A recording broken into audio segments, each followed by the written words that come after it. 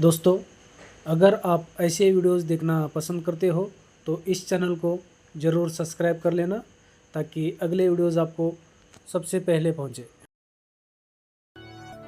अरे शिखा बेटा, तू रसोई में क्यों घुसी रहती है? जा, रोटी मैं बना लूंगी। नहीं नहीं माँ जी, आप बैठिए, बस सारा खाना बन ही गया है। श्वेता को बोल देती हूँ, वो खाना लगा देगी सबका। सॉरी भाभी, मेरे पास वक्त नहीं है। माँ, मुझे पैसे देना, पार्लर जाना है। हाँ हाँ चली जाना, भाभी को भी ले जाना। वो भी जाने को बोल रही थी पार्लर, पर पहले ना मदद कर दे उसके खाना लगाने में। देख माँ, वो बहू है, उसे बहू रहने देना। इतना सर पर मत चढ़ा भाभी को। श्वेता, ज्यादा मत बोला कर। बहू और बेटी में कोई फर्क नहीं होता है। जा जाकर काम कर।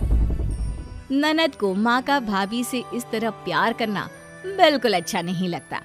वो बार बार किसी न किसी तरह माँ को भाभी के खिलाफ भड़काती रहती, लेकिन कोई फायदा ना होता। एक रोज, अरे बेटे किशन, जा बहू को कहीं घुमा कर ला। सारा दिन घर में काम करती रहती है। हाँ हाँ माँ, हम लोग जा रहे हैं ना गोवा। अच्छा जी, भाभी ने तो हमें बताया भी नहीं। वैसे तो सारी पंचायत करती है, ये गोवा वाली बात क्यों छुपा गई हमसे? अरे क्योंकि उसे खुद नहीं पता था बहन। मुझे टिकट सस्ती मिल रही थी तो मैंने बुक कर दिया। हाँ शिखा, पैकिंग कर ले, संडे हम जा रहे हैं गोवा। दोपहर में शिखा पैकिंग कर रही थी कि सास आ जाती है। ये क्या बहू, साड़ियाँ? अरे गोवा जा रही है घूमने या फिर शादी में मायके हैं? माँ जी, ऐसा कुछ है ही नहीं, समझ में नहीं आ रहा क्या रखूं कपड़े में। अरे तेरी और श्वेता की साइज तो एक ही है। उसके कुछ मॉडर्न कपड़े ले ले, आकर लौटा देना। हाँ माँ जी, ये ठीक रहेगा। शिखा श्वेता के पास जाती है और उससे कपड़े मांगती है। ना जी ना, मैं अपने कपड़े ना दूं। वैसे भी फैल जाएंगे मेरे कपड़े, बहुत महंगे वाले हैं। शिखा मुंह लटकाकर कमरे में आ जाती है तो सास कहती है, चल तैयार हो जा, तुझे मैं शॉपिंग करा कर लाती हूँ गोवा की। बस फिर क्या था, सास बहू निकल जाते हैं मार्केट और एक से बढ़कर एक ड्रेस खरीद कर घर आते हैं। पहले बता देती कि नए कपड़े दिलाने वाली है भाभी को, तो मैं अपने ही दे देती ना भाभी को, मुझे दिला देती नए कपड़े। देख श्वेता, परिवार का मतलब सबके साथ रहना होता है, ना कि सिर्फ अपना सोचना। वैसे भी तुझे अच्छे संस्कार सीखने चाहिए। और रही बात कपड़ों की, तो शिखा, आज से घर पर भी तू मॉडर्न कपड़े ही पहनेगी। कोई जरूरत नहीं है ये साड़ी वाड़ी लपेटने की। अब क्या था, घर पर श्वेता और शिखा एक जैसे रहते। एक बार पड़ोसन आती है। अरे बेटा, अपनी माँ को तो बुलाना जरा, बात करनी है। शिखा सास को बताती है और रसोई में चली जाती है। ये आपकी बेटी बहुत बड़ी हो गई है, इसके लिए एक रिश्ता है, कहो तो बता दूं। ये बेटी नहीं बहू है, घर में सब एक जैसा ही रहता है। वैसे मेरी बेटी भी बड़ी हो गई है, कोई रिश्ता हो तो जरूर बताना। पड़ोसन रिश्ता लेकर उन लोगों के घर आती है। तब श्वेता की होने वाली सास कहती है, तो ये घर है, कितने मंजिल का है? और ये बहू ने आपकी क्या पहन रखा है, जीन्स टॉप? अरे भाई, साड़ी वाड़ी नहीं है क्या इसके पास?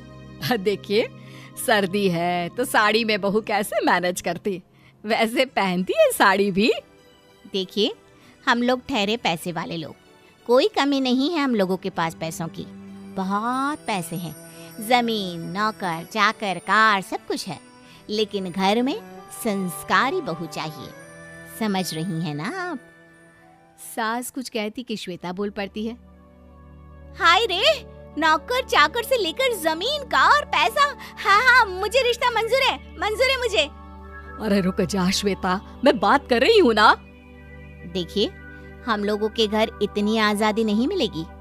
अरे हाँ कर देना माँ, हाँ कर दे जल्दी से। सास क्या करती, बेटी की शादी ऐसे घर में कर देती है जहाँ ना उनके विचार मिलते हैं और ना ही आचार।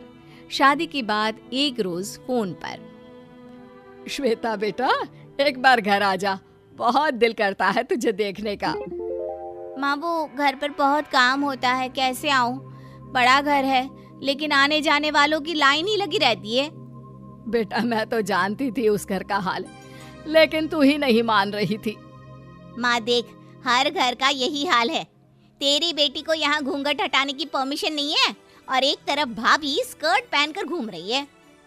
बेटा मुझे क्या पता था कि मेरी बेटी को ससुराल के नाम पर पिंजरा मिल जाएगा। अच्छा माँ, फोन रखती हूँ, सास को गर्मा गर्म रोटी खिलानी है। तुम लोगों की तरह नहीं कि एक रोटी बनाओ, एक सब्जी बनाओ, फिर सारा दिन फ्री होकर घूमो। सास फोन तो रख देती है, लेकिन सोच में पड़ जाती है कि एक तरफ बेटी जिसे कोई आजादी नहीं, वहीं दूसरी तरफ बहू जिसे देखकर लगता ही नहीं कि उसकी शादी भी हुई है। अगले रोज। शिखा, अरे ओ शिखा। हाँ माँ, क्या हुआ? कुछ चाहिए आपको? मैं जिम जा रही थी। जिम के कपड़ों में बहू को देखकर सास को घूंघट में अपनी बेटी का ख्याल आता है। देख बहू, घर में बहू की तरह रहा कर। इतने टाइट कपड़े पहनकर जिम जाना पसंद नहीं मुझे। जा जाकर रोटी बना। रोटी? माँ अभी तो शाम की 6 बजे हैं, इस वक्त रोटी? अब क्या मेरे खाने पीने पर भी पहरा है? अरे जब मर्जी तब मैं अपने घर में खा भी नहीं सकती क्या? बहू को अजीब लगता है। वो समझ नहीं पाती कि जो सास कल तक इतनी सपोर्टिव थी, उन्हें अचानक से क्या हो गया। वो किचन में जाती है, गरम रोटी के साथ 2 तरह की सब्जी, रायता, सलाद सब लेकर सास के पास आती है। माँ जी, खाना। इतना सारा खाना? राक्षस समझा है क्या मुझे? रोटी मांगी थी मैंने गर्मा गर्म बस। पर माँ जी, रोटी खाती किससे आप? सब्जी तो बनानी थी ना। अरे भूख मर गई मेरी तेरी बहस से। जा जाकर काम कर, अंदर पूरी रसोई साफ कर। बहू अंदर चली जाती है। थोड़ी देर में श्वेता घर आती है। अरे शिखा जल्दी से चाय ला, पकवान बना, मेरी बेटी आई है। अरे नहीं नहीं माँ, ड्राइवर बाहर खड़ा है। मैं तो घर का कोई सामान खरीदने के बहाने यहाँ आ गई हूँ, मुझे जाना होगा। अरे बेटा, पर कितने दिनों बाद देख रही हूँ तुझे, रहने आ जाना 2-4 दिन के लिए। आ जाऊंगी माँ, जब मेरी सास मरेगी तब। मैं तो रोज मन्नत मानती हूँ कि मेरी सास मर जाए तो अच्छा है। अच्छा चल, जा रही हूँ माँ। हे भगवान, कैसे कैसे दिन देखने पड़ रहे हैं मेरी बेटी को। सास अंदर जाती है, जहाँ श्वेता की जिम वाली सहेली का फोन आया होता है। क्या बात है, आज जिम नहीं आई? अरे पता नहीं यार, आज माँ को क्या हो गया अचानक। पर खैर कोई नहीं, लगता नहीं कि मैं अब जिम आ पाऊंगी। शिखा स्पीकर पर बात कर रही थी, जिसे सास सुन रही थी। यार ये सास ना होती ही ऐसी है। मैं तो कहती हूँ बुढ़िया जल्दी मरे और तू आराम से जिए। शिखा को सहेली की बात पर गुस्सा आ जाता है। माँ के मरने की कौन सा बच्चा दुआ मांगता है मोहिनी? आगे से ऐसी बात मेरे सामने मत करना। हमारे घर की शोभा ही माँ है। क्या हुआ जो थोड़ी सख्ती दिखा रही है? उसमें भी कोई ना कोई उनकी भलाई ही होगी। मैं तो कहती हूँ भगवान मेरे जैसी सास सबको दे, जो सिर्फ माँ की तरह है। सास वाली तो कोई बात ही नहीं है उनमें। सास ये बात सुन रही थी। उनकी आंख में आंसू आ जाते हैं कि क्यों वो बेटी की किस्मत में बहू को भी भागीदार बना रही थी। शिखा, अरे ओ शिखा, क्या हो गया? जिम नहीं जाना क्या?